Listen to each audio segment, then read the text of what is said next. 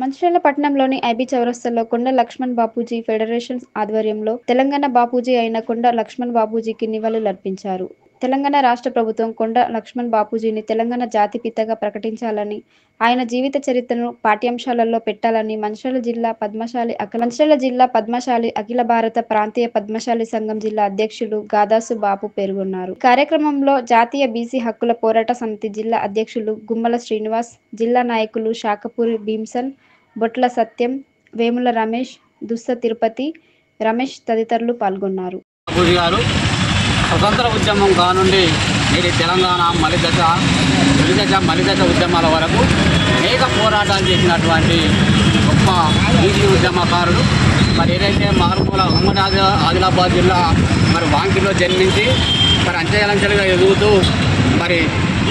ప్రాంత ఎమ్మెల్యేగా కొనసాగాడు. అలాగే ఈ రాష్ట్రానికి మంచిగా కొనసాగి ఆ రోజుల్లోనే అటు రజాకారులపై కావచ్చు, తెలంగాణ రాష్ట్ర సాధన ఉద్యమంలో 69 ఉద్యమంలో జైలుకి వెళ్ళినటువంటి గొప్ప ఉద్యమకారుడు. అలాగే ఈ బీసీ సంఘాన్ని బడుగు బలహీన వర్గాలకు రాజ్యాధికారం సాధించాలని చెప్పి ఈ రాష్ట్రంలోనే మొదటి బీసీ సంఘం స్థాపించినటువంటి గొప్ప ఉద్యమకారునికి గత ప్రభుత్వం కావచ్చు, ఇప్పుడు అధికారంలో కాంగ్రెస్ కావచ్చు సరైన గుర్తింపు ఇవ్వలేదని చెప్పి భావిస్తూ ఉన్నాం. అలాగే ఈ మంచిర్యాల జిల్లాకు కొండ లక్ష్మణ్ బాపూజీ గారి పేరు పెట్టాలి. ఆ యొక్క జీవితాన్ని పాఠ్యాంశాల్లో చేసి ఈ రాష్ట్ర ప్రభుత్వం సరైన గుర్తింపు ఇవ్వాలని చెప్పి ఈ ప్రభుత్వాన్ని డిమాండ్ చేస్తాం.